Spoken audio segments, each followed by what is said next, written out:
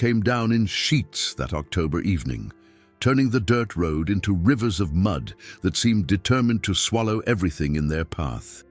Elijah Cole pulled his hat lower over his eyes and urged his horse forward, cursing himself for staying too long at the general store in town. His daughter Lily would be worried, and Mrs. Henderson, the elderly widow who watched her when he had errands, would be fretting about him riding home in this storm. Lightning split the sky, illuminating the landscape in harsh white light, and that's when he saw her. A figure huddled beneath the old oak tree at the crossroads. Nothing more than a dark shape against the sheets of rain. At first, Elijah thought his eyes were playing tricks on him. Nobody would be out in weather like this. Nobody with any sense, anyway. But then the lightning flashed again, and he saw the pale oval of a face turning toward him. And he knew. He pulled his horse to a stop, the animal snorting and stamping in protest at being halted in the downpour. The figure under the tree didn't move, didn't call out, just sat there in the mud like something broken and discarded. Elijah dismounted, his boots sinking into the muck as he approached. Up close, he could see it was a young woman, maybe 19 or 20 years old, dressed in a traveling dress that had once been blue, but was now so soaked and mud-stained it was nearly black. She had a small carpet bag clutched against her chest, like it was the only thing in the world worth holding on to. Her eyes, when they met his, were the color of spring leaves, and they held a look he recognized all too well. It was the look of someone who had reached the end of their rope and found nothing there to grab onto.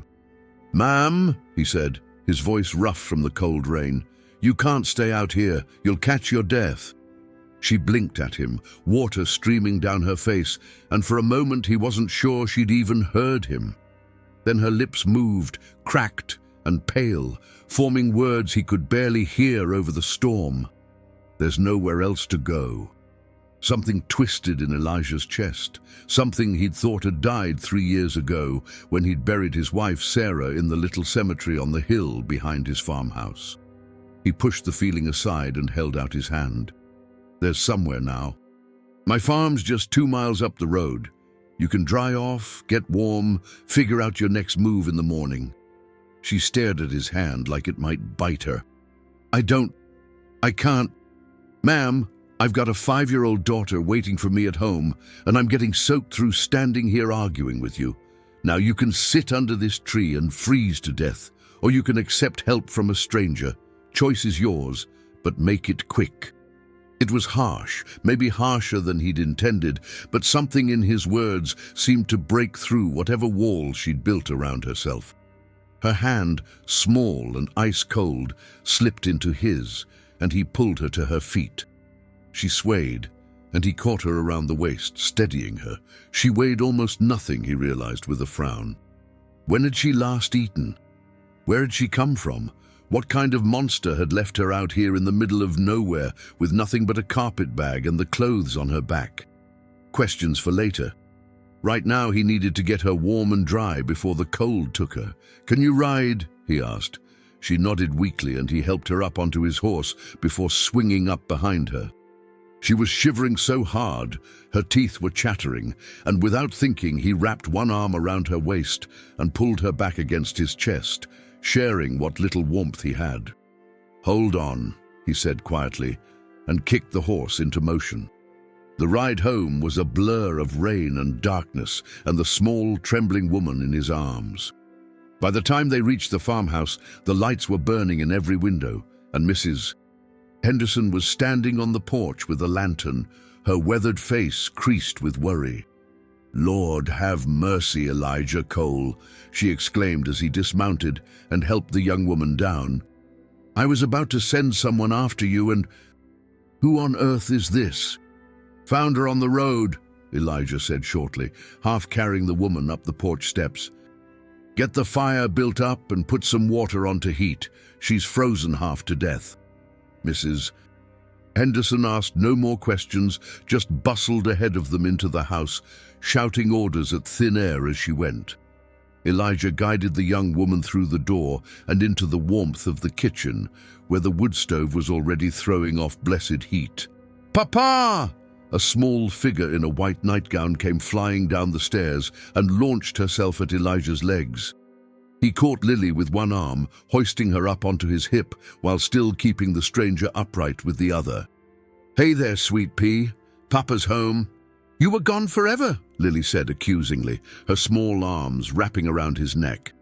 Then her curious blue eyes, so like her mother's, fixed on the bedraggled woman. "Who's that?" "A lady who needs our help," Elijah said. "Can you be a good girl and help Mrs. Henderson get some blankets from the closet?" Lily nodded seriously, the way she always did when given an important task, and wiggled to be put down. She took off toward the hall closet, her bare feet pattering on the wooden floor. Elijah turned his attention back to the young woman. In the lamplight, he could see her more clearly now. She was pretty, in a delicate way, with high cheekbones and a stubborn chin that seemed at odds with the defeated slump of her shoulders. Her hair, plastered to her head by the rain, was a deep auburn color, and her skin, beneath the pallor of cold and exhaustion, had the creaminess of someone who hadn't spent her life working under the sun. A city girl, then. Or at least, not a rancher's daughter. "Sit," he ordered, pulling out a chair by the stove. "Mrs. Henderson will get you some dry clothes and something hot to eat. We can talk in the morning." Her voice was barely a whisper. "I don't even know your name." "Elijah Cole. This is my farm, such as it is. That was my daughter Lily. Mrs. Henderson helps me look after her."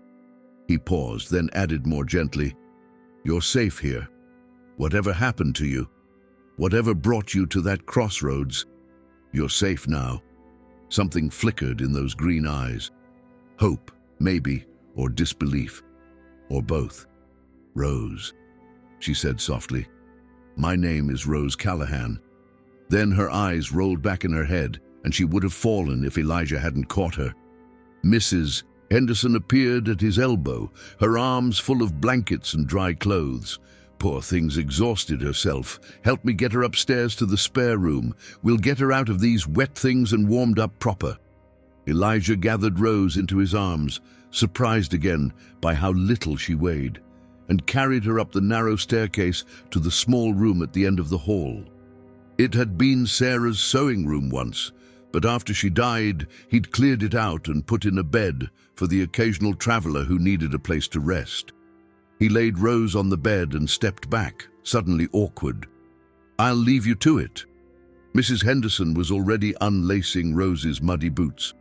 "Go change out of those wet clothes yourself before you catch your death. And check on Lily. The child was worried sick about you." Elijah nodded and retreated, closing the door behind him.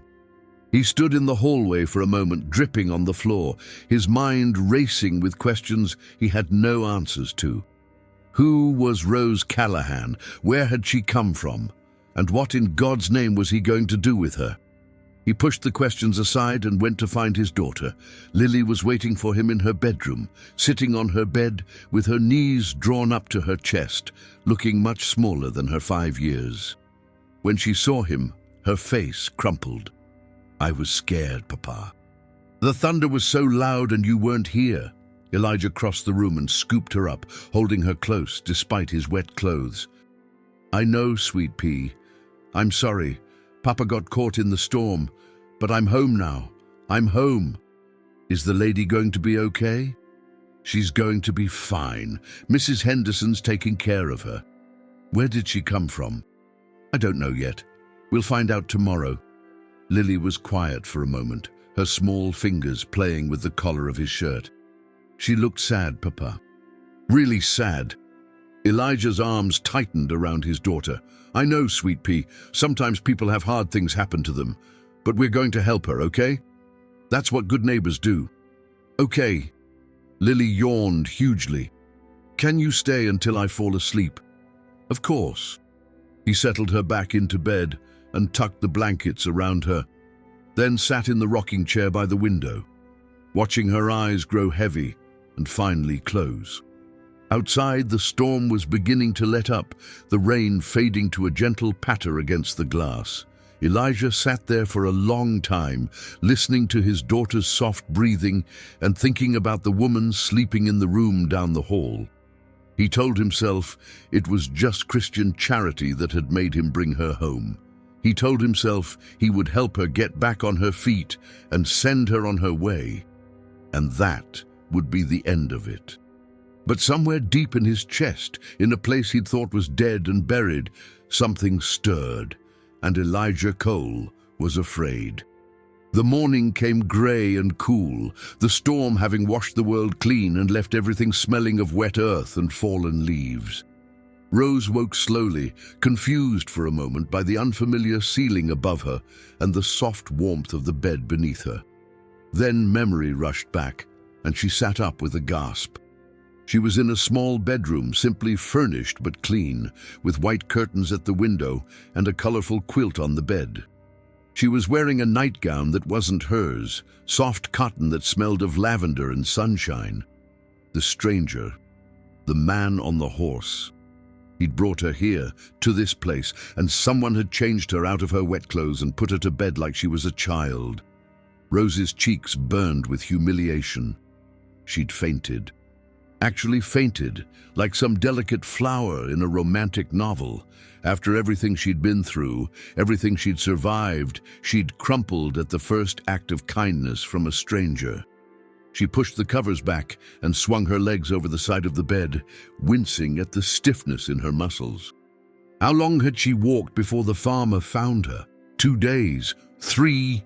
She'd lost track, putting one foot in front of the other, too numb to feel the blisters forming on her feet or the hunger gnawing at her stomach. A soft knock at the door made her jump. "Miss, are you awake?" A woman's voice, older and kind. "Yes," Rose managed, her voice rusty from disuse. "Yes, I'm awake." The door opened to reveal a plump, grey-haired woman with a face like a wrinkled apple, all rosy cheeks and bright eyes. She was carrying a tray with steam rising from it. "Good morning, dear.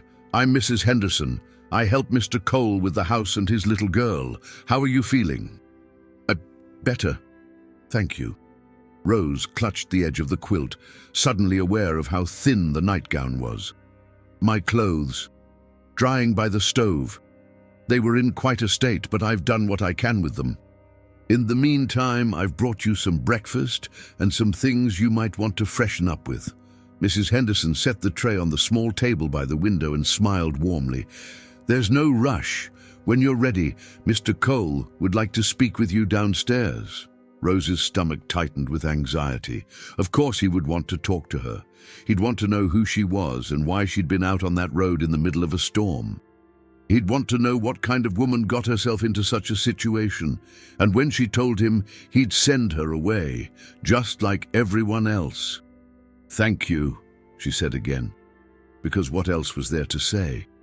Mrs. Henderson patted her hand. "You're welcome, dear. And don't look so frightened. Mr. Cole is a good man, one of the best I've ever known. Whatever trouble you're in, he'll help if he can." She left Rose alone with the breakfast tray and her thoughts. The breakfast was simple but generous. Thick slices of bread with butter and jam, a bowl of porridge with cream, a mug of hot coffee. Rose ate slowly at first, her shrunken stomach protesting at the sudden influx of food. But soon she was scraping the bowl clean and feeling more human than she had in days. There was a pitcher of warm water and a basin, and she washed her face and hands, then found a brush on the dresser and worked the tangles out of her hair. Someone had laid out a simple dress for her, brown wool with a white collar, not fashionable but clean and practical. When she was dressed and presentable, or as presentable as she could make herself, Rose took a deep breath and went downstairs to face her fate. She found Elijah Cole in the kitchen, sitting at the wooden table with a cup of coffee in his hands. In the daylight, she could see him clearly for the first time, and she felt a strange flutter in her chest that she firmly ignored. He was a big man, tall and broad-shouldered, with the kind of solid build that came from years of hard labor. His hair was dark, nearly black, with threads of grey at the temples, and his face was weathered and lined, the face of a man who'd spent his life working under an unforgiving sun.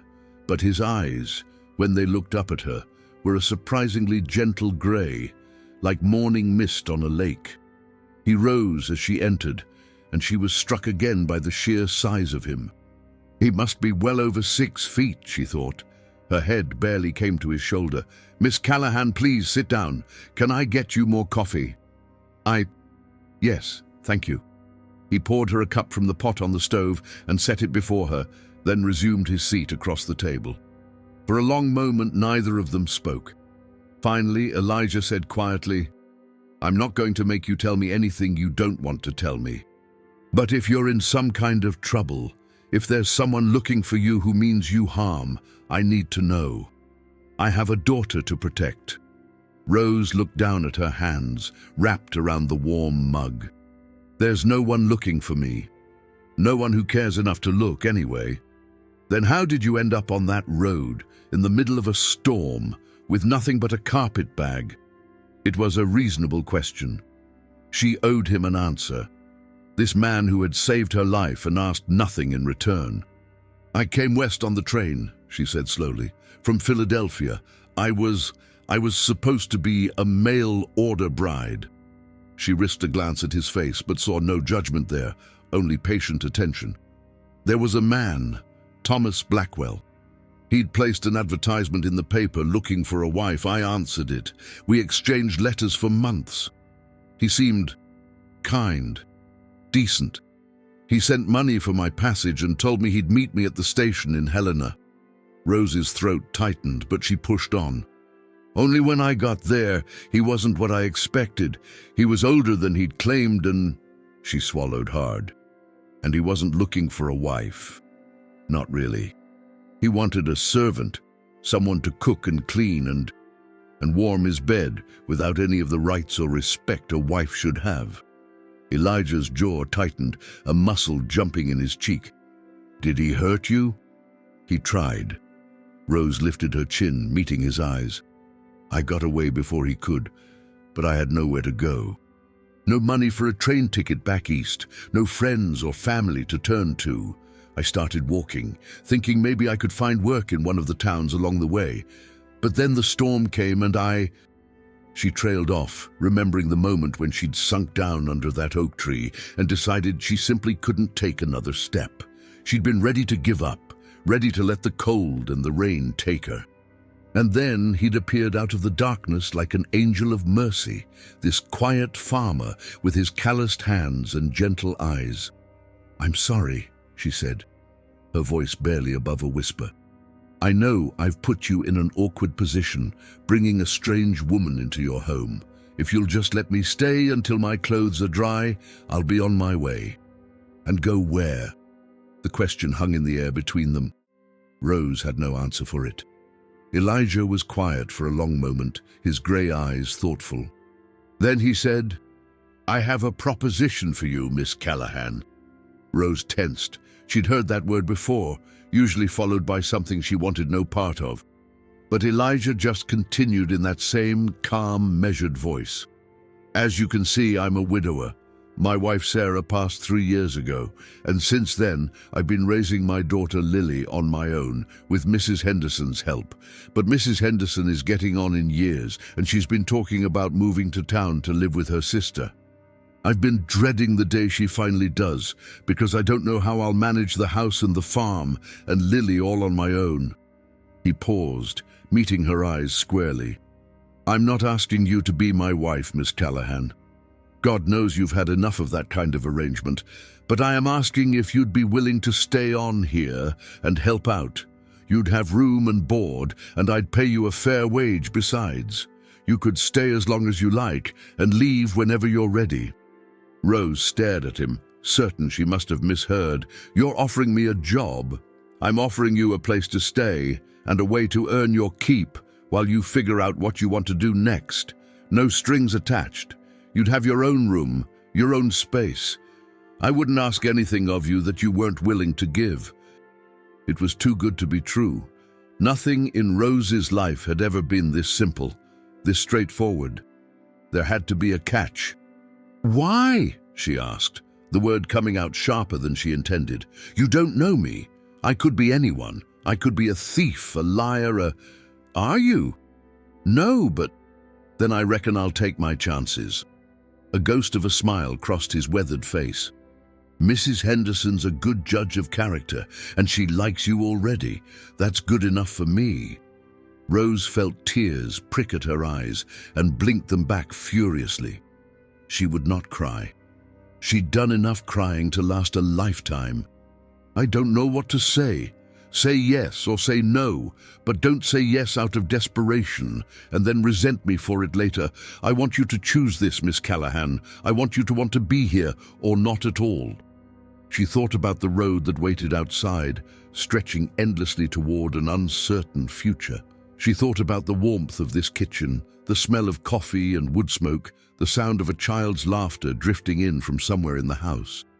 She thought about his eyes, that soft gray that seemed to see right through to the heart of her. "Yes," she said, "I'll stay." The days that followed were unlike anything Rose had ever experienced. She'd grown up in a boarding house in Philadelphia, the daughter of a seamstress who'd worked herself to an early grave. She'd learned to cook and clean and mend by necessity, not choice. And she'd never imagined that she might come to find satisfaction in domestic work. But life on the coal farm was different. There was a rhythm to it, a purpose that Rose found surprisingly comforting. She woke with the sun and helped Mrs. Henderson prepare breakfast. She cleaned the house and did the laundry and mended Elijah's work shirts when they tore. She helped Lily with her letters and numbers and listened to the child's endless chatter about the farm animals and her friends in town and the adventures she planned to have when she was grown. And slowly, without quite realizing it, Rose began to heal. Elijah was a man of few words, but Rose came to understand him through his actions. She saw the way he checked the fences every morning to keep the livestock safe, the way he worked from dawn to dusk without complaint, the way his hard face softened whenever he looked at his daughter.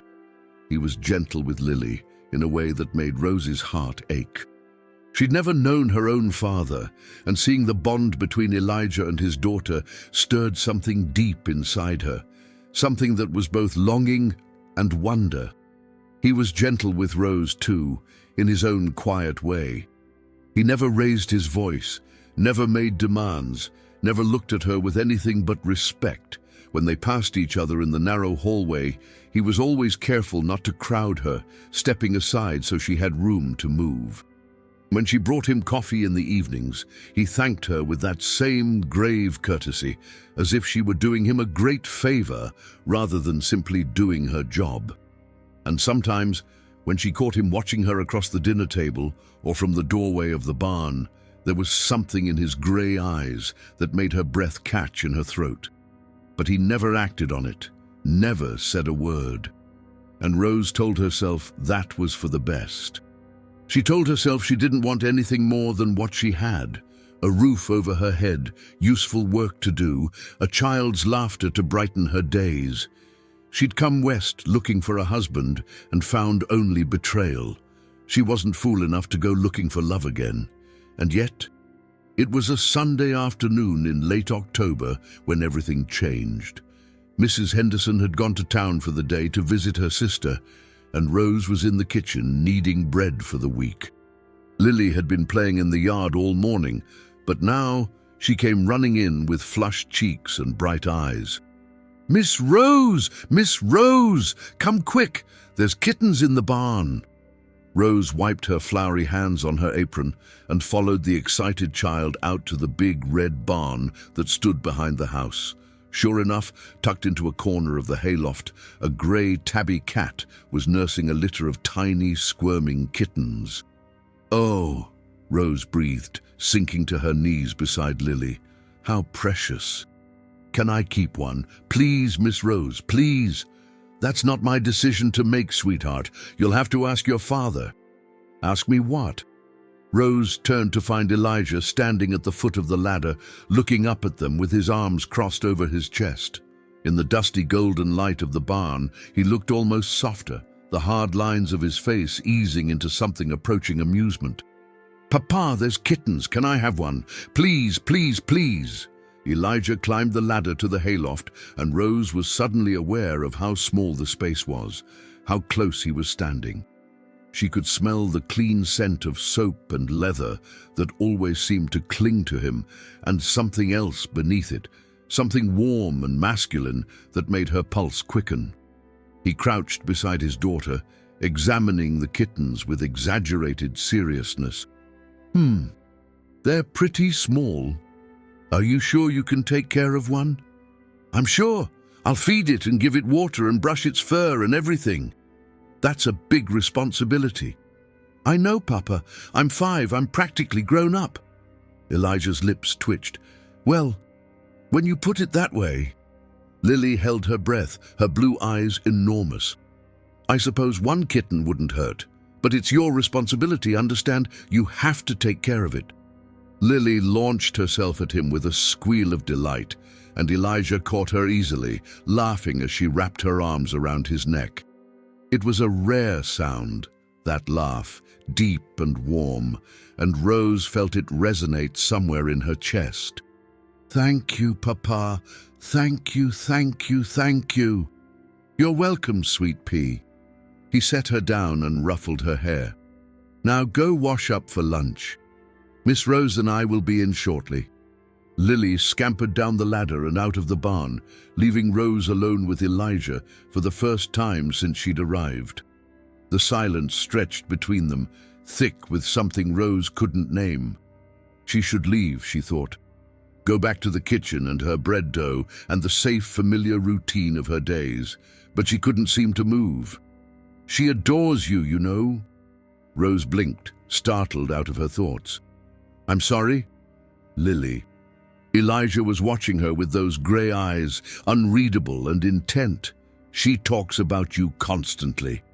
Miss Rose said this, Miss Rose did that. I think you're the first woman she's really connected with since her mother died." Rose's throat tightened. "She's a wonderful child. It's easy to love her." "Yes, it is." Something shifted in his expression, something raw and vulnerable, and Rose felt her heart stutter. "Miss Callahan." "Rose." He said her name like it was a word he was learning for the first time. "I owe you an apology." "An apology? For what?" "For not being honest with you. When I offered you this job, I told you there were no strings attached. And there aren't. There never will be.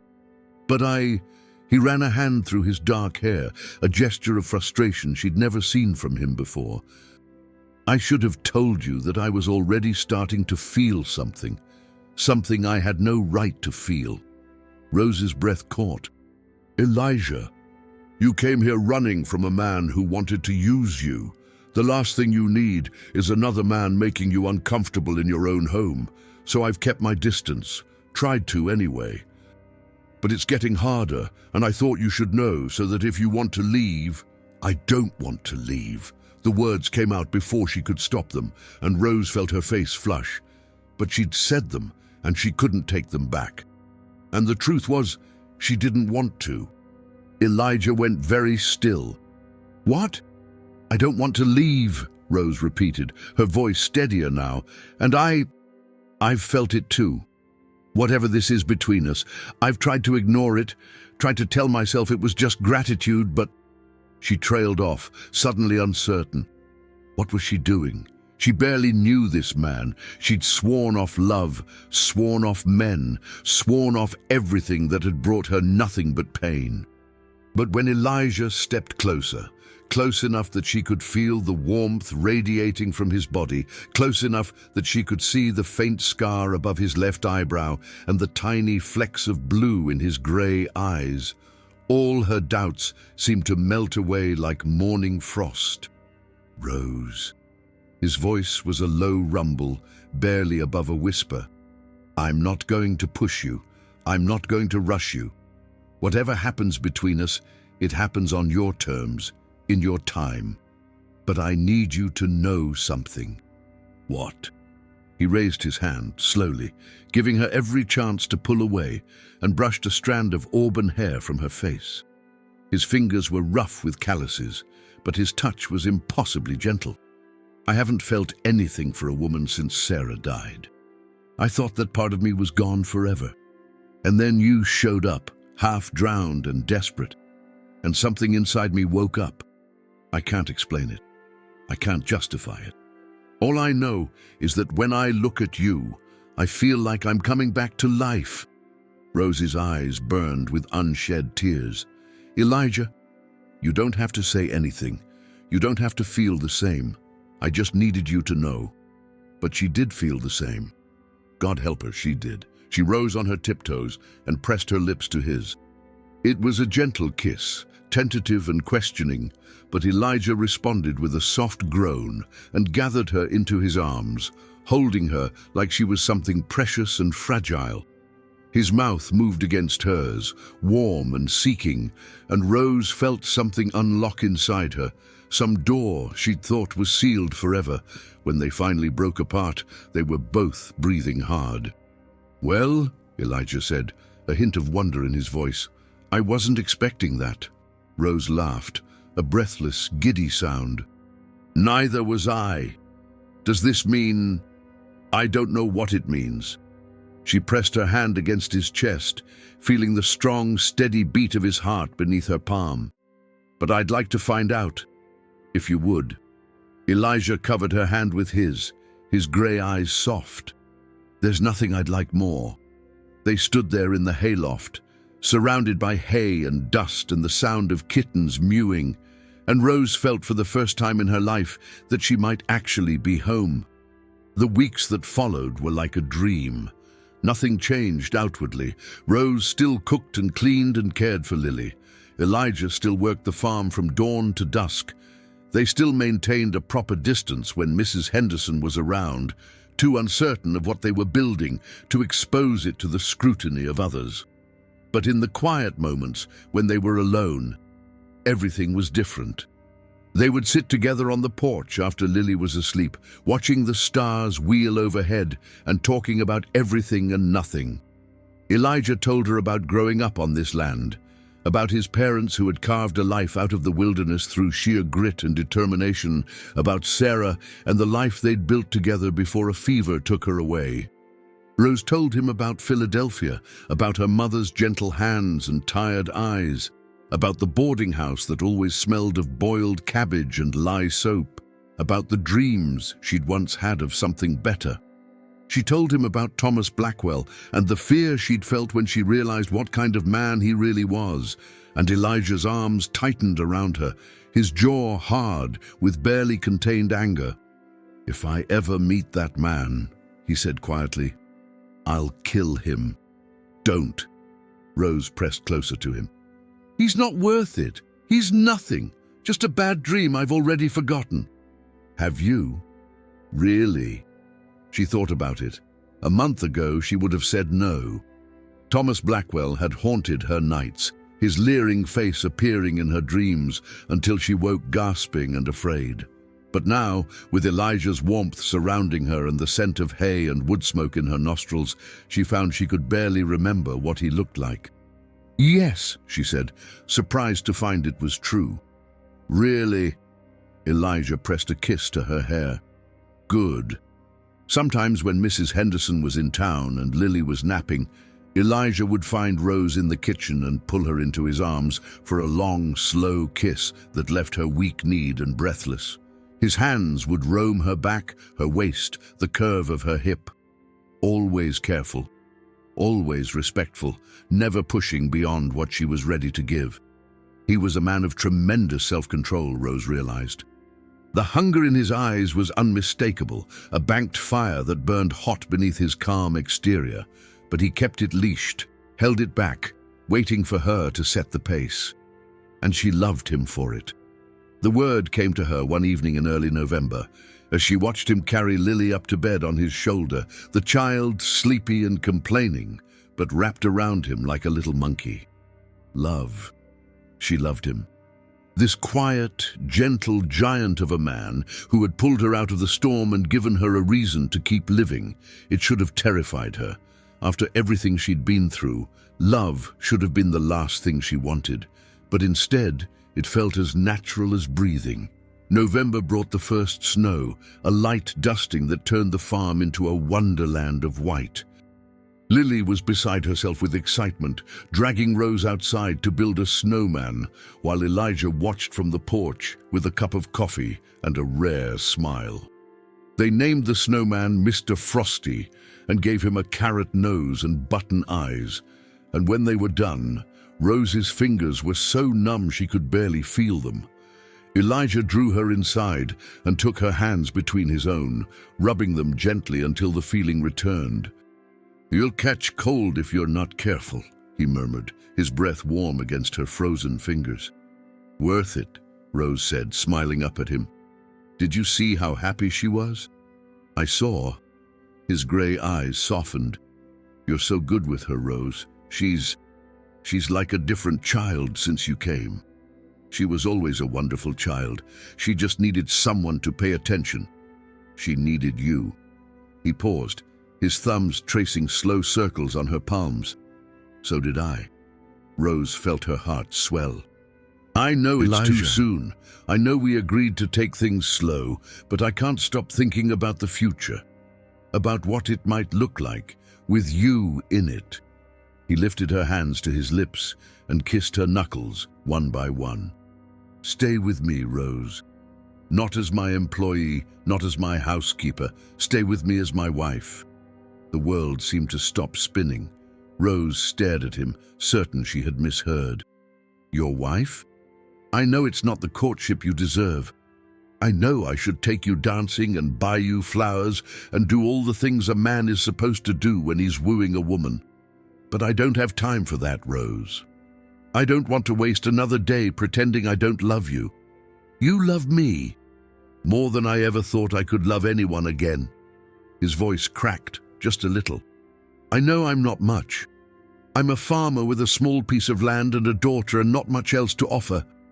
But I would spend every day of my life trying to make you happy. I would give you everything I have, everything I am, if you'll let me." Tears were streaming down Rose's face now, and she didn't even try to stop them. She'd spent so long believing she was unlovable, that she was too broken, too damaged, too scarred by life to ever find happiness. And here was this man, this beautiful, stubborn, wonderful man, offering her everything she'd ever wanted. "Yes," she whispered. "Yes, Elijah. I'll marry you." His face lit up like the sun breaking through clouds. "Really? Really?" She laughed through her tears. "I love you too, you know. I probably should have mentioned that first." Elijah pulled her into his arms and kissed her, deep and thorough, a promise and a vow all wrapped into one. When they finally broke apart, they were both laughing, giddy and breathless with joy. "We should tell Lily," Rose said, wiping her eyes. "Let's wait until tomorrow. Tonight, I just want to hold you." They sat together by the fire, Rose curled into Elijah's side, watching the flames dance and crackle. Outside, the snow continued to fall, blanketing the world in silence. And Rose thought that she had never, in all her life, been so completely content. The wedding was a simple affair, held in the little church in town on a crisp December morning. Rose wore a dress borrowed from Mrs. Henderson, cream-colored with lace at the collar, and carried a bouquet of winter greenery and red berries that Lily had helped her gather from the woods behind the farm. The whole town turned out for the ceremony, curious about the stranger who had captured the heart of their most eligible widower. Rose felt their eyes on her as she walked down the aisle, and for a moment the old fear resurfaced. What if they judged her? What if they thought she wasn't good enough for Elijah? But then she saw him standing at the altar, tall and handsome in a suit that was slightly too tight across his broad shoulders, and all her doubts melted away. He was looking at her like she was the most beautiful thing he'd ever seen, and Rose felt herself stand a little taller. She belonged here. She belonged with him. "Dearly beloved," the minister began, "we are gathered here today Rose barely heard the words.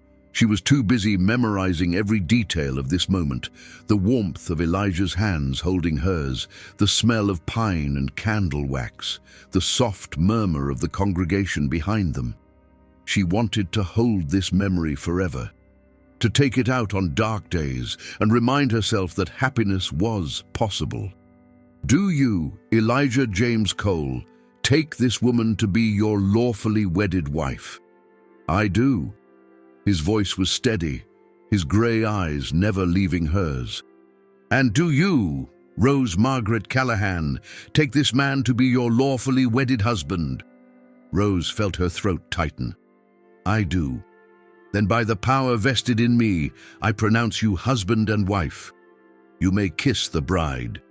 Elijah pulled her close and kissed her, gentle but thorough, and the church erupted in applause. Rose heard Lily cheering somewhere in the crowd, and she smiled against her husband's lips. Her husband. The word felt strange and wonderful and right. They walked out of the church into a flurry of rice and good wishes, Elijah's arm firm around her waist. The townsfolk gathered around them, offering congratulations and advice and the occasional knowing wink. Rose shook hands and smiled and thanked everyone, but she barely registered their faces. All she could see was Elijah beside her, his face alight with a happiness she'd never seen before. The reception was held at the farm, with tables set up in the barn and food provided by half the women in town. There was dancing and laughter, and more than a little whiskey passed around among the men. Mrs. Henderson cried happy tears and declared that Rose was the best thing that had ever happened to this family. Lily danced with her father until she was dizzy, then fell asleep in Rose's arms, exhausted and content. As the sun set and the guests began to depart, Elijah found Rose standing on the porch, looking out at the snow-covered fields. "What are you thinking about?" he asked, slipping his arms around her from behind. Rose leaned back into his warmth.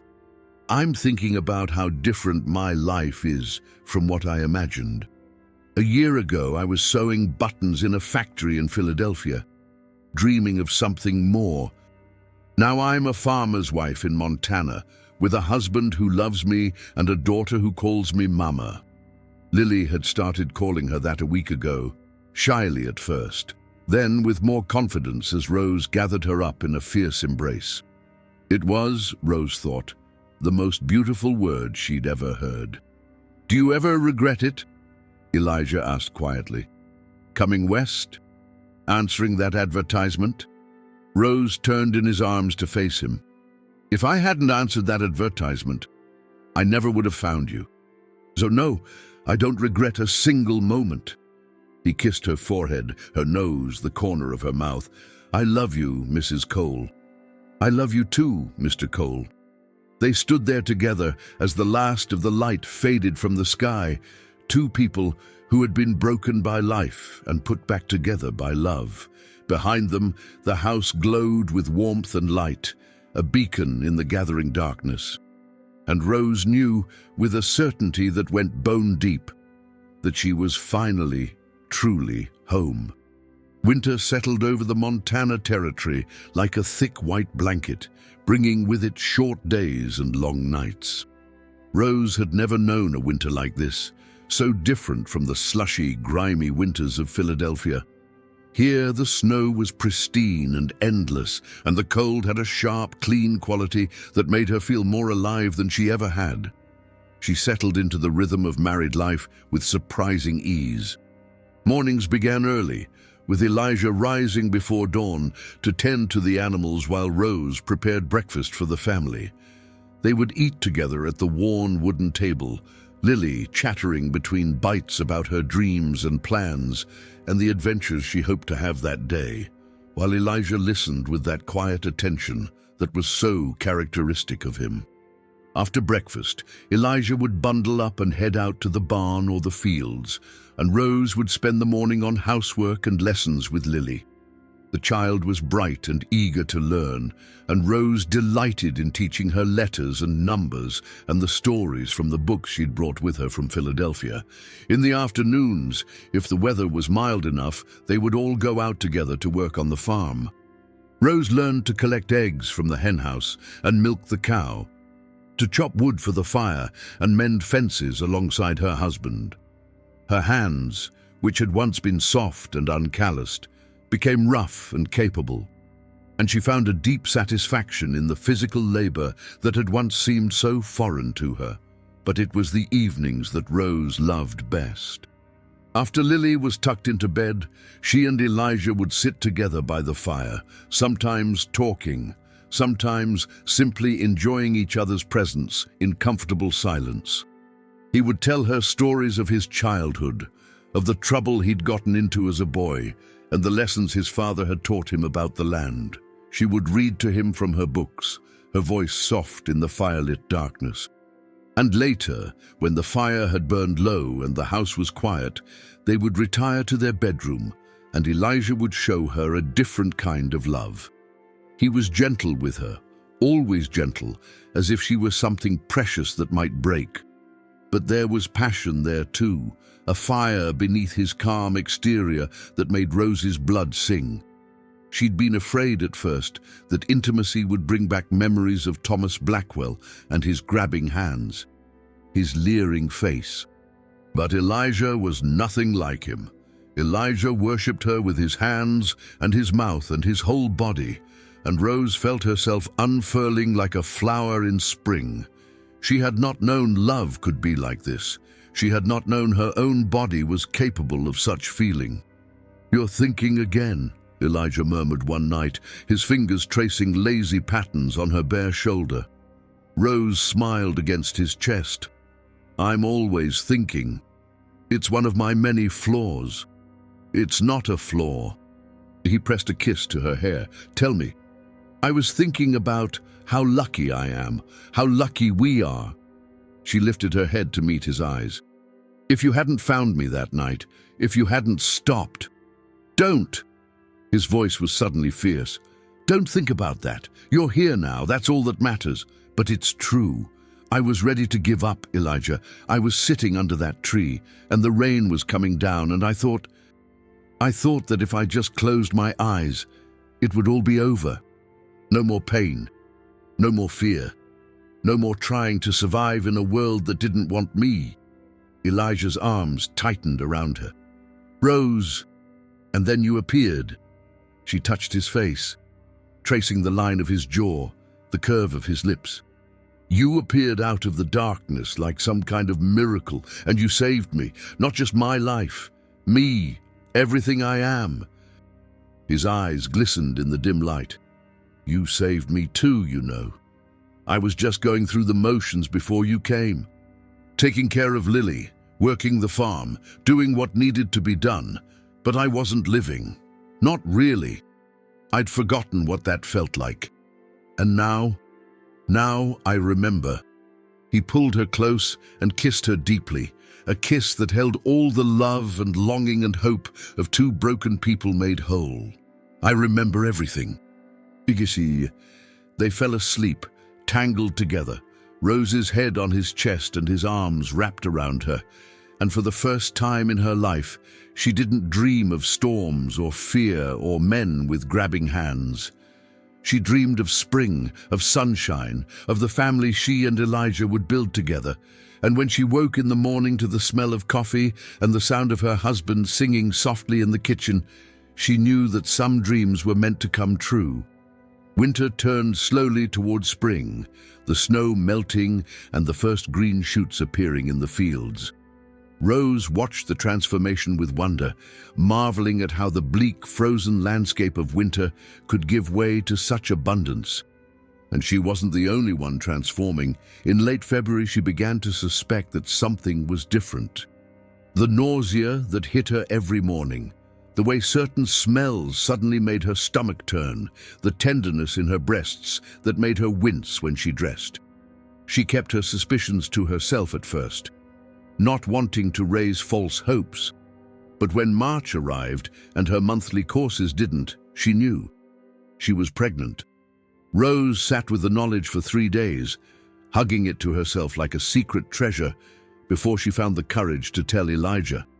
She waited until Lily was in bed, and they were sitting together by the fire, her head resting on his shoulder and his arm around her waist. "I have something to tell you," she said, her voice barely above a whisper. Elijah looked down at her, his grey eyes curious. "What is it?" Rose took his hand and placed it gently on her still flat stomach. "We're going to have a baby." For a long moment, Elijah didn't move, didn't speak, didn't even seem to breathe. Then a sound escaped him, something between a laugh and a sob, and he pulled her into his arms so tightly she could barely breathe. "A baby," he said, his voice rough with emotion. "Rose, a baby. Are you happy?" "Happy?" He pulled back to look at her, his face wet with tears. I don't have words. I never thought, after Sarah, I never thought I'd have this again. A wife, a family, and now..." He pressed his forehead to hers, his hands cradling her face. "I love you," he said. "I love you so much it scares me sometimes. I love you too." Rose kissed away his tears. "And I love this baby already. Our baby. Our baby." He said the words like a prayer. "God, Rose, I'm going to be a father again. You're already a wonderful father. Lily adores you." "Lily." His face lit up. "We have to tell her. She's been asking for a little brother or sister ever since Tommy Miller's mother had a baby last fall." Rose laughed. "Let's wait until morning. I want to enjoy this moment a little longer, just the two of us." Elijah nodded and pulled her back into his arms, and they sat there together as the fire crackled and the night deepened around them. Rose felt his hand on her stomach, gentle and protective, and she thought about the life growing inside her, the tiny miracle that was the product of their love. She had come west with nothing but a carpetbag and a broken heart. She had expected to find a husband, a transaction, a business arrangement. Instead, she had found this, a home, a family, a love so deep and true that sometimes it still took her breath away. She had found everything she never knew she was looking for. They told Lily the next morning over breakfast. "Lily, sweetheart," Rose began, "your father and I have something to tell you." Lily looked up from her oatmeal, her blue eyes wide with curiosity. "What is it?" "You're going to be a big sister." The child's face went through a rapid series of expressions, confusion, understanding, then pure, unbridled joy. "A baby? We're having a baby?" "We're having a baby," Elijah confirmed, grinning. "What do you think about that?" Lily let out a shriek that probably startled the chickens in the henhouse and launched herself at Rose, wrapping her small arms around her neck. "I'm so happy, I'm so happy. Is it a boy or a girl? Can I name it? Can I hold it? When is it coming?" Rose laughed, hugging the child close. "We won't know if it's a boy or girl until it arrives. You can help us pick a name. You can definitely hold it, but you'll have to be very gentle, and it's coming in the fall when the leaves start to change color." "That's forever away," Lily complained. "It'll go by faster than you think," Elijah said, reaching over to ruffle her hair. "In the meantime, you can help your mama get ready. There's a lot to do before a baby arrives." "I'll be the best helper ever," Lily promised solemnly. "I'll get the baby clothes and the blankets and the whatever else babies need." "I'm sure you will, sweetheart." The news spread through the town quickly, as news always did in small communities. Well-wishers stopped by the farm with gifts and advice, and the women of the church organized a sewing circle to make blankets and clothes for the coming baby. Rose, who had spent so much of her life alone, was overwhelmed by the warmth and generosity of her new neighbors. "You're one of us now," Mrs. Henderson told her, patting her hand. "When something happens to one of us, it happens to all of us. That's how we survive out here." As spring turned to summer and Rose's belly grew round and heavy, she felt the truth of those words. She was part of something larger now, a community that looked out for its own. It was so different from the lonely, anonymous life she'd known in Philadelphia that sometimes she had to pinch herself to make sure it was real. The summer was hot and slow, and Rose often found herself sitting on the porch in the evenings, her hands resting on her swollen stomach, watching Elijah and Lily play in the yard. Lily had grown so much in the months since Rose had arrived, shooting up like a weed and losing some of the babyish roundness in her cheeks. She was a beautiful child, all golden curls and bright blue eyes, with a spirit that reminded Rose of a wild pony, untamable and free. "She's going to be a handful when she's older," Elijah said one evening, settling into the chair beside her. "She already is a handful," Rose replied, smiling. "But the best kind. Do you ever think about what they'll be like?" He nodded toward her belly. "This one?" Rose placed her hands over the spot where the baby had just kicked, hard enough that she could see her dress flutter with the movement. "I think about it all the time. I imagine a little boy with your eyes and your stubborn jaw. Or a little girl with red hair and a temper to match." Elijah reached over and covered her hands with his own, feeling the baby move beneath their joined palms. "As long as they're healthy, that's all that matters." "I know." Rose leaned her head against his shoulder. "But I still imagine. It helps pass the time. Not much longer now." "No, not much longer." They sat together in comfortable silence, watching the sun sink below the horizon and the first stars appear in the darkening sky. In the distance, a coyote howled, and another answered, their voices rising and falling in an ancient song. Rose thought about the journey that had brought her here, all the pain and fear and desperation. She thought about Thomas Blackwell and the nightmare she'd narrowly escaped. She thought about the crossroads where Elijah had found her, huddled beneath a tree in the pouring rain, ready to give up on everything.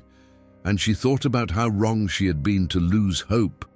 Because hope had been waiting for her all along, just around the bend in the road, in the form of a widowed farmer with gentle eyes and work-worn hands. "Thank you," she said softly. Elijah looked at her, surprised. "For what?" "For everything. For saving me. For loving me. For giving me a life I never even knew to dream about." He lifted her hand to his lips and kissed it. "You saved yourself, Rose. I just happened to be there when you needed a helping hand. You're too modest. And you're too beautiful." He grinned, the expression transforming his weathered face into something almost boyish. "There. Now we're both right." Rose laughed and swatted at his arm, and he caught her hand and pulled her close, kissing her forehead, her nose, her lips. The baby kicked between them as if demanding attention, and they broke apart, laughing. "Someone's jealous," Elijah said. "Someone's impatient," Rose corrected. "Just like their father. I am not impatient. You proposed to me after knowing me for a month. That's not impatience. That's knowing a good thing when I see it." Rose rolled her eyes, but she was smiling. "Flatterer. Only for you, Mrs. Cole." They went inside as the night deepened, arms around each other, and Rose thought that no matter what the future held, she would always remember this summer as the happiest of her life.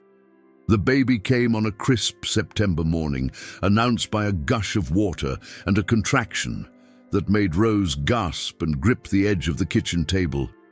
"Elijah!" she called, and her voice must have carried some of her panic because he came running from the barn, his face white with fear. "Is it time? It's time!"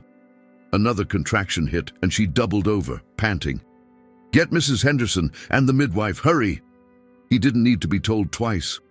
He was out the door and on his horse before she could draw another breath, and Rose was left alone with the pain and the fear and the strange primal excitement that this was finally happening. Lily appeared in the doorway, her eyes wide and frightened. "Mama?" Rose forced a smile. "It's all right, sweetheart. The baby's coming. Your papa went to get help." "Does it hurt?" "A little," Rose admitted, which was a tremendous understatement. "But it's worth it. You'll see." Mrs. Henderson arrived first, bustling through the door with an efficiency born of long experience. She took one look at Rose and nodded briskly. "Into bed with you? Lily, go heat some water. Lots of it." Lily scampered off, grateful to have something useful to do, and Mrs. Henderson helped Rose up the stairs to the bedroom. The contractions were coming faster now, waves of pain that crested and broke like ocean swells, leaving her gasping and shaking in their wake.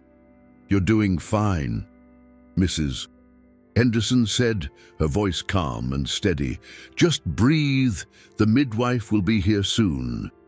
The midwife, a stout German woman named Frieda Gruber, arrived not long after, with Elijah hovering anxiously in her wake. She examined Rose with practiced hands and declared that everything was progressing normally, if quickly. "First babies usually take longer," she said, shaking her head. "But this one is impatient. Another hour, maybe 2. An hour. Rose wasn't sure she could survive another hour of this. The pain was all-consuming now, a tidal wave that threatened to pull her under. She gripped Elijah's hand so hard she was sure she must be breaking bones. But he didn't flinch, just held on and murmured encouragement in her ear. "You're so strong, Rose. You're the strongest person I know. You can do this."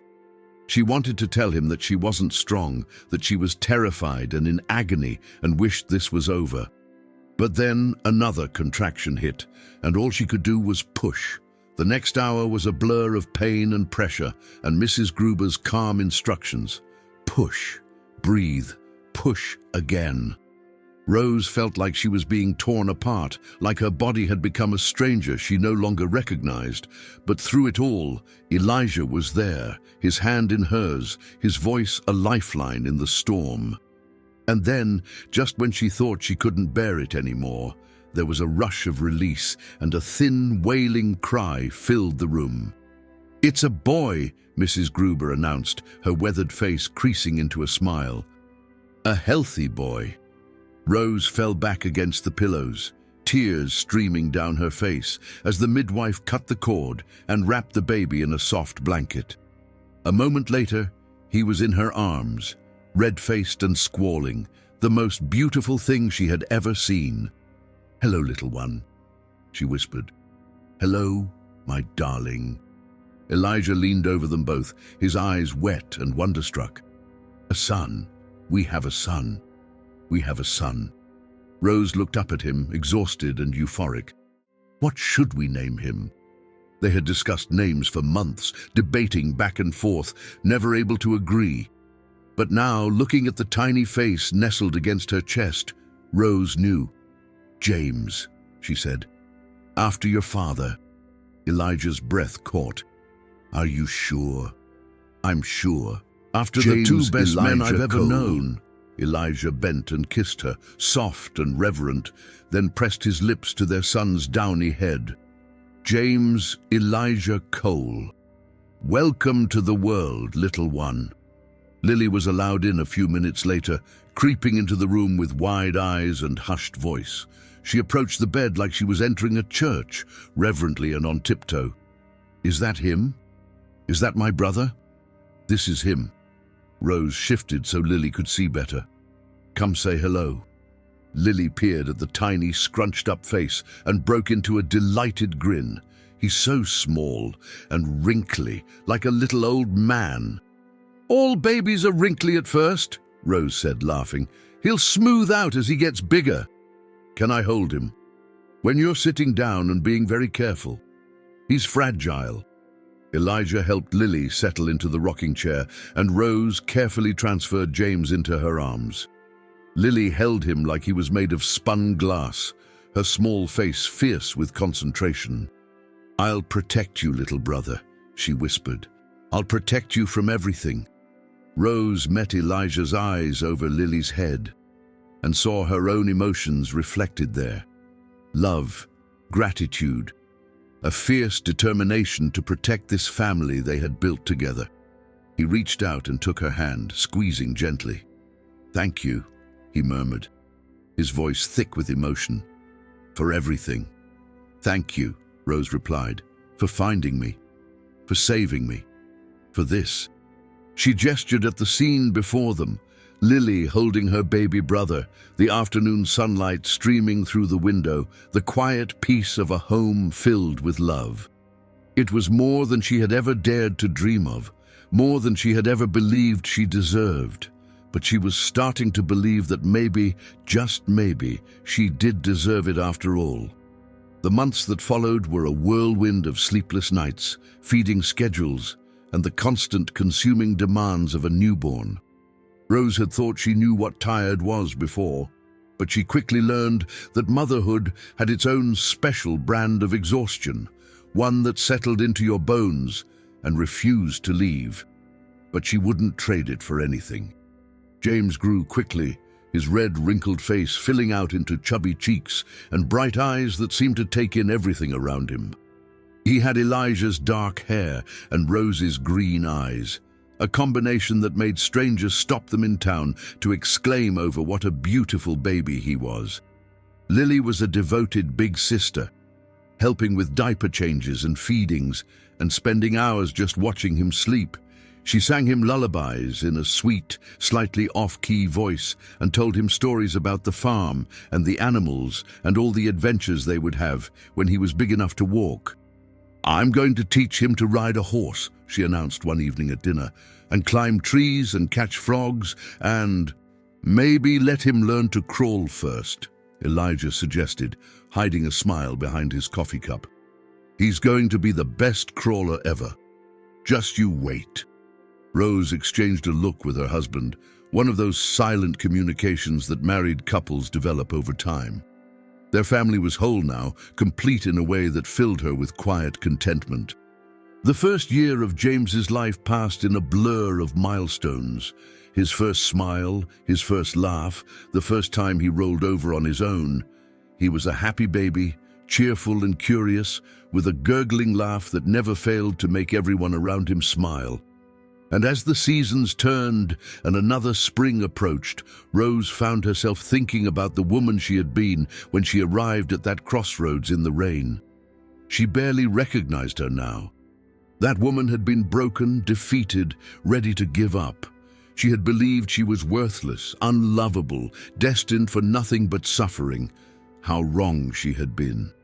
On a mild April evening, with James asleep in his crib and Lily playing quietly in her room, Rose walked out onto the porch and stood looking out at the land that had become her home.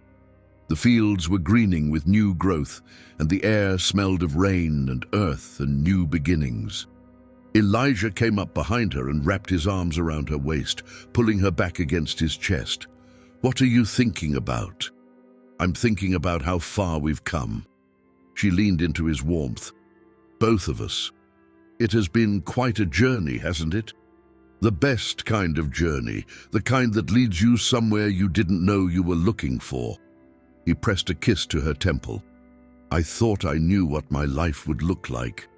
I thought I'd spend the rest of my days alone, raising Lily, working the farm, going through the motions. And then you appeared out of the rain, and everything changed." "We saved each other," Rose said softly. "We did, and we're going to keep saving each other every day for the rest of our lives." She turned in his arms to face him, this man who had given her everything, and saw her whole future reflected in his grey eyes. It was a future of hard work and simple pleasures, of children growing and seasons changing, of love that deepened with every passing year. "I love you, Elijah Cole." "I love you too, Rose Cole." He kissed her, slow and sweet. "Now and forever." They stood together on the porch as the sun set and the stars emerged, two people who had found each other against all odds. Behind them, their children slept, safe and warm, and loved. Around them, the farm stretched out in all directions, the land that would be their legacy. And Rose knew, with a certainty that went beyond words, that she had found what she'd been searching for all along. Not a place, not a position, not a transaction. Home. The years that followed brought their share of challenges, as life always does.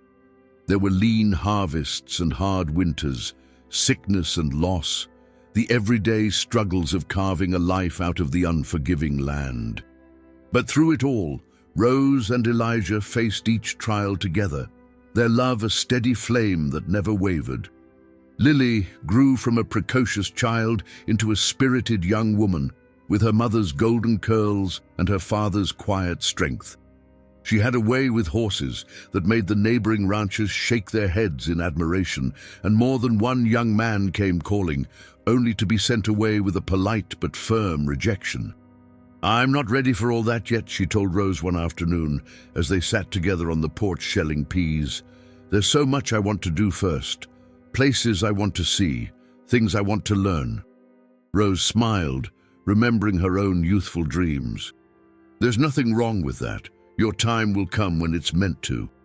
"Is that how it was for you?" "With Papa, in a way. I wasn't looking for love when I found him. I was running from something terrible, and I'd given up on ever being happy.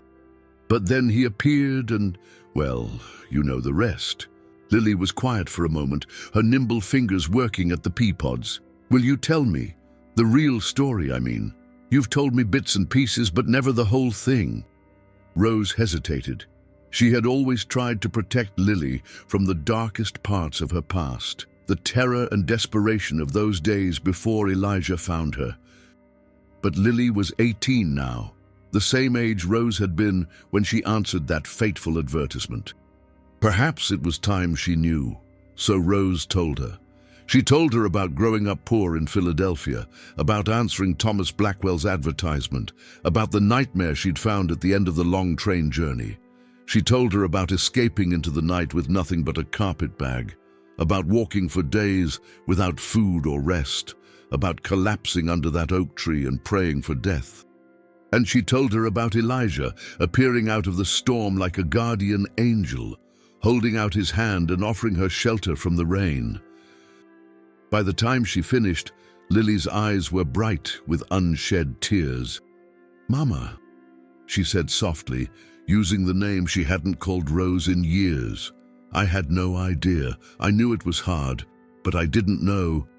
"It was a long time ago," Rose said, "and it brought me here, to this life, to your father and you and James. So I can't regret it, no matter how painful it was. But that man, Thomas Blackwell, he is someone I haven't thought about in years." Rose took Lily's hands in hers. "Listen to me. Bad things happen in this world, terrible things, but they don't have to define you. They don't have to be the end of your story. Your story is whatever you choose to make it." Lily nodded slowly. "I understand." "Good." Rose squeezed her hands and released them. "Now finish those peas. Your father will be wanting his supper soon." That evening, as the family gathered around the dinner table, Rose looked at each of them in turn. Elijah, his dark hair now more gray than black, his weathered face lined but still handsome.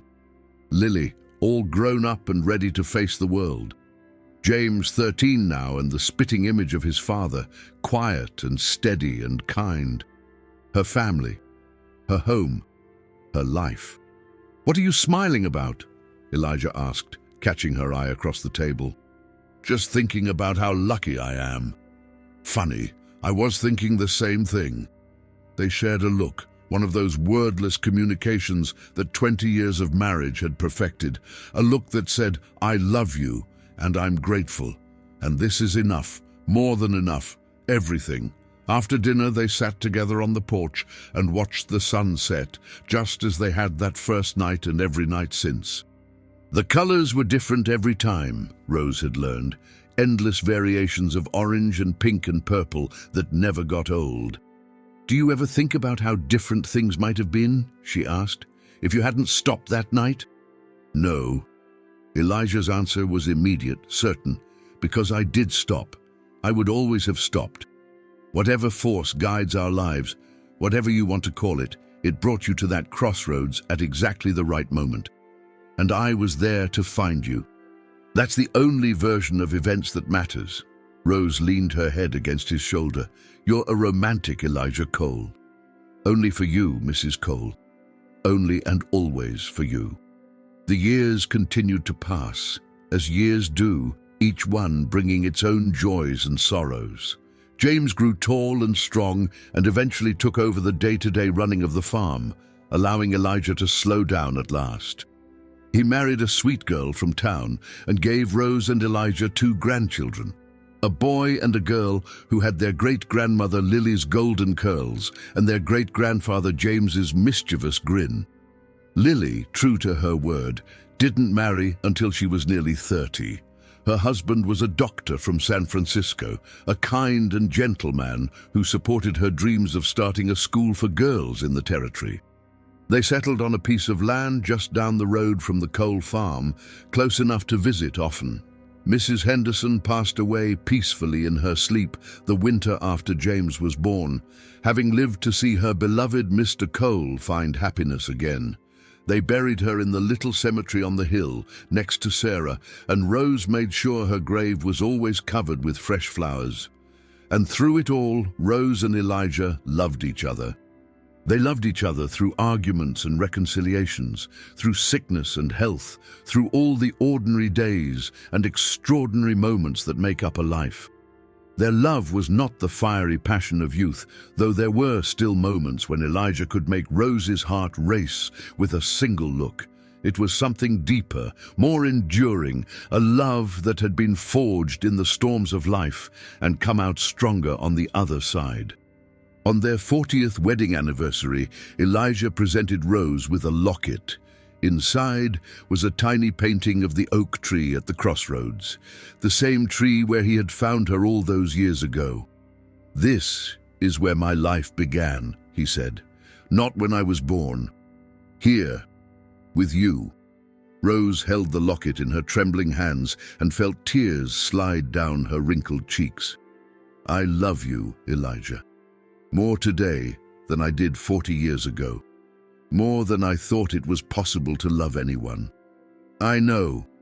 He pulled her close, his arms still strong despite his age. "I've always known."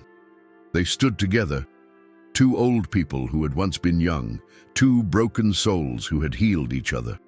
Behind them, the farmhouse stood solid and welcoming, filled with the laughter of grandchildren.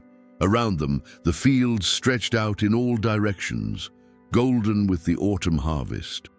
And Rose knew, as she had known for 40 years, that coming west had been the best decision she'd ever made. Not because of the adventure or the opportunity, not because of the promise of a new life in a new land, but because it had led her here, to this man, to this family, to this love that had transformed her from a frightened, desperate girl into a woman who knew her own worth. She had come west looking for a husband and found so much more. She had found home, and home, she had learned, was not a place at all. Home was wherever love lived, and love lived here. The autumn sun was setting over the mountains, painting the sky in shades of gold and rose when Rose took her last breath. She was 93 years old, and she had lived a life fuller and richer than she ever could have imagined as a young girl in Philadelphia. She was not alone. She had never been alone, not since that night at the crossroads. Her children were there, and her grandchildren, and even a great-grandchild or 2 gathered around the bed where she had slept beside Elijah for half a century. Elijah himself had passed 5 years earlier peacefully, with Rose's hand in his and her name on his lips. She had missed him every day since, but she had not been ready to follow him. Not yet. There was still too much to see, too many moments to treasure. But now at last, she was ready. "Mama?" It was James, her boy, her firstborn, who was himself now an old man with grandchildren of his own. "Can you hear me?" "I can hear you." Her voice was a whisper, but her smile was as bright as ever. "I can hear all of you. We love you, Mama. We love you so much." "I know." She looked around at the faces gathered near, at the legacy of love that she and Elijah had built together. I love you too. All of you. Always. Her eyes drifted to the window, where the last light of day was fading into purple dusk. And there, in the gathering shadows, she saw him, Elijah, young again, tall and strong, with dark hair and those gentle grey eyes that had first captured her heart at a crossroads in the rain. He held out his hand, just as he had all those years ago. "Rose," he said, "it's time to come home." She smiled, feeling the weight of years lift from her shoulders, feeling herself become young again, the girl she had once been, and the woman she had become. "I'm ready," she said, and she took his hand, and together they walked into the light. Behind them the family wept and held each other, their grief mingled with gratitude for the life she had lived and the love she had given. They would miss her terribly, but they knew she was not gone, not really. She lived on in them, in their courage and their kindness, in their capacity for love, in the values she had instilled in them through a lifetime of example. She lived on in the farm she had helped build, in the community she had helped nurture, in the countless lives she had touched. She lived on in the story that would be passed down through generations, the story of a frightened young woman who had found the courage to start again, and the quiet farmer who had given her a reason to keep going. The story of Rose and Elijah Cole, a love story for the ages. And so, as the stars emerged over the Montana sky and a new night began, the story came to an end. But love, true love, the kind of love that transforms and heals and endures, never really ends. It just becomes part of something larger, something eternal, something that echoes through time and space and touches every heart it encounters. The rain that night had been a storm, but storms always pass.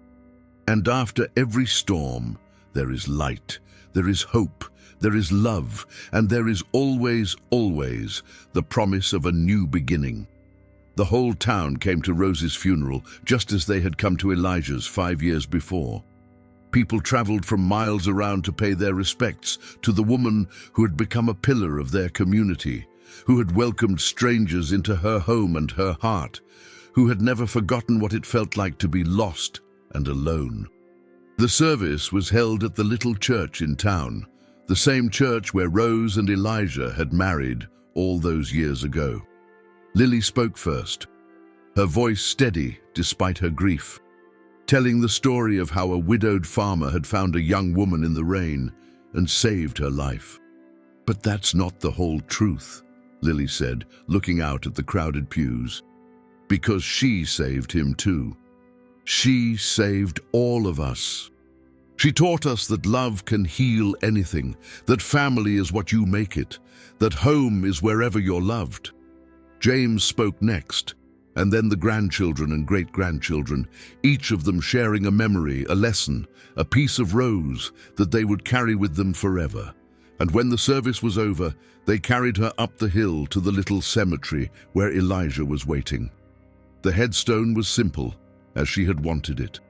Just her name, her dates, and a single line beneath, "She found her way home." They laid her to rest beside her husband, in the shadow of the mountains they had both loved, surrounded by the family they had built together. And as the first shovel of earth fell, a remarkable thing happened. The clouds parted, and a shaft of sunlight broke through, illuminating the grave in a circle of gold. "Look," whispered one of the great-grandchildren, pointing up at the sky. "It's like heaven is welcoming her home." The adults smiled through their tears, knowing that Rose would have appreciated the poetry of it. She had always believed in signs and wonders, in the magic that existed just beneath the surface of ordinary life. The family lingered at the graveside long after the service was over, reluctant to leave, sharing stories and memories and laughter amidst the tears. They talked about Rose's famous apple pie and her terrible singing voice, about her endless patience with sick animals and crying children, about the way she could silence a room with a single look and warm it again with a single smile. And they talked about her love story, the great romance of Rose and Elijah Cole, which had become legend in these parts. "Do you think they're together now?" asked one of the younger grandchildren, looking up at the sky. "Grandma Rose and Grandpa Elijah?" "I'm sure of it," James replied, putting an arm around the child. "They were never apart for long when they were alive. I can't imagine death would keep them separated. What are they doing up there, do you think?" James smiled, remembering his mother's face when she looked at his father, the love that had never dimmed in all their years together. "Probably dancing," he said. "Or maybe just sitting on a porch somewhere, watching the sunset, holding hands. That was always enough for them. Just being together." The child nodded, satisfied with this answer, and the family began the slow walk back down the hill. But something made James pause at the edge of the cemetery and look back. And for just a moment, so brief he might have imagined it, he thought he saw two figures standing by the fresh grave, silhouetted against the fading light. A tall man with dark hair and a gentle smile. A smaller woman with auburn hair and green eyes, holding hands, watching over their family. And then the light shifted and they were gone. But James knew they weren't really gone. They were there, in the land they had worked, in the house they had built, in the children and grandchildren and great-grandchildren who carried their love forward into the future. They were there in every sunrise and every sunset, in every storm that passed and every rainbow that followed. They were there in the very heart of what it meant to love and be loved. And they always would be. Because some stories are too beautiful to ever really end. They just become part of the land, part of the sky, part of the endless cycle of life and love and renewal that makes the world go on. This was that kind of story. The story of a widowed farmer and a girl abandoned in the rain. The story of two lost souls who found each other. The story of love that healed and family that grew, and home that was built one day at a time.